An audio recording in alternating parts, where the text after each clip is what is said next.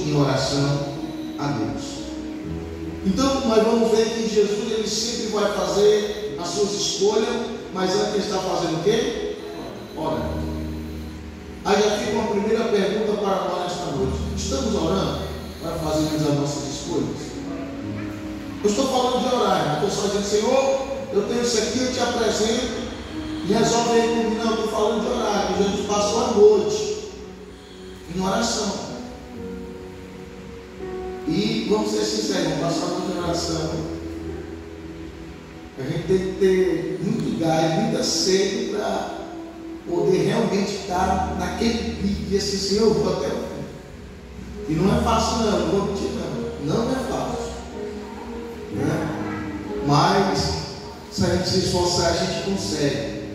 Então, quando Jesus está no Getsemane, meus amados irmãos, ele toma a decisão de orar, e ali ele vai orar. É o momento mais impactante da vida de Jesus, porque ele vai orar e vai dizer: Pai, se for possível, passa de mim esse cálice, mas todavia seja feita a tua vontade. Aí eis uma pergunta para nós, que Jesus orando, Jesus disse que seja feita a tua vontade. Será que nas nossas vidas o que está prevalecendo é a vontade de Deus? Porque muitas vezes a vontade de Deus vai nos levar para um caminho que a gente não quer ir. Porque Jesus disse: passa de mim esse. Se Deus dá a permissão, Jesus não teria ido. Mas ele disse: seja feita a tua vontade. Eis-me aqui, Senhor, para que a tua vontade se cumpra para a glória de Deus. E foi da vontade de Deus que o seu filho fosse moído, que o seu filho fosse morto, que ele fosse, meus amados irmãos, escarnecido, para que eu e você tivesse o direito à vida eterna para a glória de Deus. E Jesus tomou a decisão: Pai, se é a tua vontade, eu irei até o final para a glória de Deus. Então, meus amados irmãos, a nossa vida é feita de escolhas. Nunca se engane em questão a isso. E a gente precisa estar com a base focada na Bíblia e também com a base focada na oração, para que a gente não tome decisões erradas, porque decisões erradas vão nos levar para caminhos errados, decisões erradas vão nos fazer sofrer mais, vai trazer mais luta, mais dores, mais angústia para os corações. Mas quando a gente aceita a fazer a vontade de Deus, muitas vezes a gente pode até achar que está difícil, mas você seguir o caminho à vontade do Senhor, lá na frente as bênçãos do Senhor vai te alcançar, e o Deus Todo-Poderoso cuidará da sua vida para a glória de Deus. Então a gente precisa entender e compreender isso, que a vida é feita de escolhas. E podemos ver Jesus fazendo escolha, meus amados irmãos, em cada momento da sua caminhada. Aqui no capítulo 6 de Lucas, versículo 12 ao versículo 16, é a escolha do discípulo. Eis uma pergunta, irmão: nós estamos orando para escolher quem vai caminhar conosco? Porque muitas vezes, não, fulano é gente boa, fulano é bom demais, não, fulano é isso, fulano é aquilo. Mas a gente precisa entender que às vezes pode ser só carne, pode ser só aparência. E uma das minhas orações, irmão, a Deus: Senhor, não me deixe confundir, revela-me quem está à minha volta. Olha só, essa é uma das minhas orações. Senhor, me revela quem está à minha volta, quem está me cercando, para que eu não fique confundido.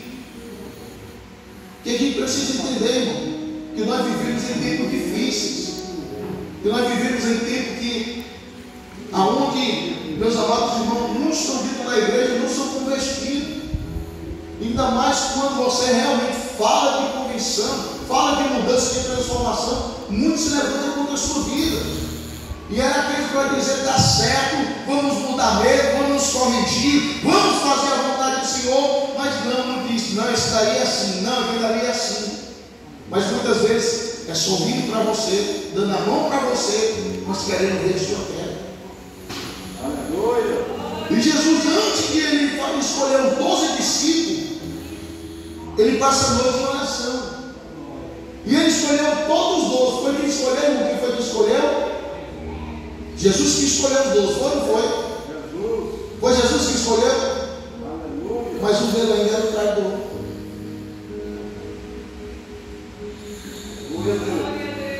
Os irmãos conseguem compreender, irmão?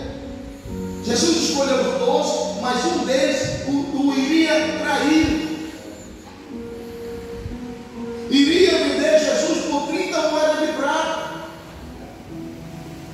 Quantos hoje não estão se corrompendo? Quantos hoje não estão se deixando levar, perdendo a essência, perdendo o seu caráter, perdendo a confiança no próximo, só por causa, porque ele quer poder, ele quer crescer de qualquer maneira. E precisamos entender, irmão, se a gente não orar, nós também seremos enganados. Se a gente não clamar a Deus para escolhermos as pessoas certas que estão à nossa volta, a gente pode cair no laço do inimigo. Muitos dizem assim, irmão, ore para Deus fazer isso, ore para Deus fazer aquilo. Aí eu fico olhando muitas vezes, Senhor, será que é isso mesmo que Ele quer? Me lembrei agora de um certo presbítero, que uma vez um homem chegou até ele, camarada crente, e pediu, pastor Alberto, o senhor pediu para que esse presbítero orasse por ele. Aí ele ficou assim, né, irmão? Porque tem coisa que ele fica meio assim, né? Ficou assim, mas qual é a causa meu? Por que você quer que eu ore por você? Aí o homem foi e disse, não, é porque eu quero que o senhor ore, porque eu quero deixar minha mulher. Por que você quer deixar ela? Não, porque ela é banguela. Perdeu o dentro da frente. Os irmãos estão entendendo, irmão? Como as coisas é sério. Isso é sério. Sabe o que ele disse? Como ele é o homem de Deus, eu vou orar para Jesus dar uma pisa em você. Eu quero que os irmãos entendam que muitas vezes as pessoas querem que a gente ore por aquilo que está errado, por aquilo que Deus não aprova, por aquilo que não é a vontade do Senhor. E a gente precisa ter discernimento até em questão a isso, porque senão a gente vai estar orando para Deus fazer algo que não é a vontade de Deus, que está contra os mandamentos do Senhor. E a gente precisa estar com discernimento, porque senão a gente vai ser enganado também. Então, para as nossas vidas, Jesus orou, escolheu 12, mas um desses foi um traidor. Agora, irmão, o que mais me impressiona é a mansidão de Jesus. Se você sabe que alguém te traiu, irmão, sabe que o camarada não presta dele, é gente ruim. Você sabe que ele não presta, é ruim, que ele te traiu, que ele te enganou. E ele vem até você, e você chama ele de amigo. Quem tem essa mansidão, essa calmaria, sabendo que o camarada está vindo com uma turma para não prender, entendeu? É forte ou não é, irmão? Amigo, tu me trai. Sabe o que Jesus está dizendo para ajuda? Ele não te deu uma chance de você mudar. Só que ele não quis. E tem pessoas que não querem mudar. Tem pessoas que elas não querem, Deus amado, uma mudança. Elas não querem passar pela transformação.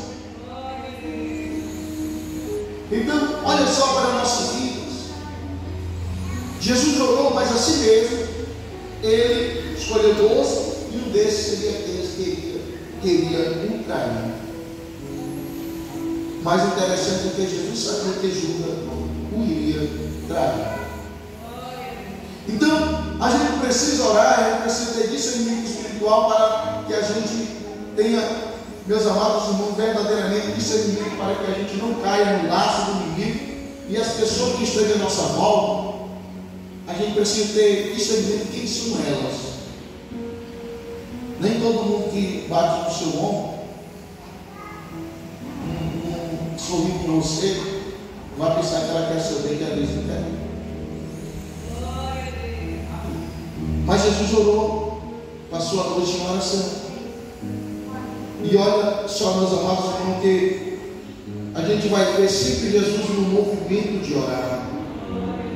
Quando nós lemos lá em Mateus 14, o versículo 22 e 23, que Jesus dá ordem aos seus discípulos para que os discípulos entrem no lar, enquanto despedia a multidão. No versículo 23 vai dizer que Jesus ele despediu a multidão. Quando ele despediu a multidão, meus amados, ele subiu ao monte para orar. E ali Jesus ele passou várias e várias horas orando, enquanto os discípulos estavam remando. Olha só, que antes Jesus ia ao encontro do discípulo para enfrentar a força da natureza, a força do vento, a força da água, e aquela fúria todinha que estava ali parando o discípulo. Jesus passou a noite em oração, e ali aquela fúria daquela água, daquele vento não pôde parar Jesus. A Bíblia diz que na quarta vigília da noite dirigiu-se Jesus para ter um encontro com seu discípulo. Olha só, mas só que antes Jesus estava orando. Só que antes Jesus estava buscando cada vez mais se aproximar, ter intimidade, comunhão, relacionamento com o Pai. E a gente precisa entender e compreender, para enfrentarmos também as tempestades, para enfrentarmos, meus amados irmãos, a fúria da água, para enfrentarmos os medos, para enfrentarmos, meus amados irmãos, a adversidade que está aí fora. A gente precisa também estar orando, buscando ao Senhor, para que a gente crie coragem, para que a gente se fortaleça, se renove no poder e na glória de Deus, e a gente possa enfrentar também a fúria da água e da tempestade que vem à nossa volta também. É através da oração que a gente toma a decisão de caminhar no meio dela e dizer, vai ter um fim, e quando chegar esse fim, o Senhor passou comigo para a glória de Deus. Então a gente precisa entender que até para isso, para a gente enfrentar as tempestades, para a gente enfrentar as lutas, as adversidades, a gente precisa orar e dizer, Senhor, me dá graça, me dá sabedoria, me dá inteligência, para que eu possa enfrentar as minhas tribulações, as minhas provas, as minhas aflições. Mas o que está acontecendo, irmão? O povo não quer mais realmente se humilhar para enfrentar as lutas. As orações é só dizer, Senhor, repreende o mal. Tem coisa, irmão, que Deus não vai repreender agora. Quem entendeu, diga amém? Tem coisa que você vai passar e acabou e pronto. E a gente tem que estar orando, pedindo a Deus graça, sabedoria, inteligência espiritual, para que a gente não erre no meio da tribulação, para que a gente não perca as forças, para que a gente não perca o alvo, para que a gente não perca a direção, para que a gente não saia do caminho, mas continue no caminho, como diz o hino, mesmo fraquinho, eis-me aqui, Senhor, para a glória de Deus. E a Bíblia diz, irmão, quando a gente já realmente buscar a Deus, se humilhando, se prostrando, a Bíblia diz, meus amados irmãos, que na nossa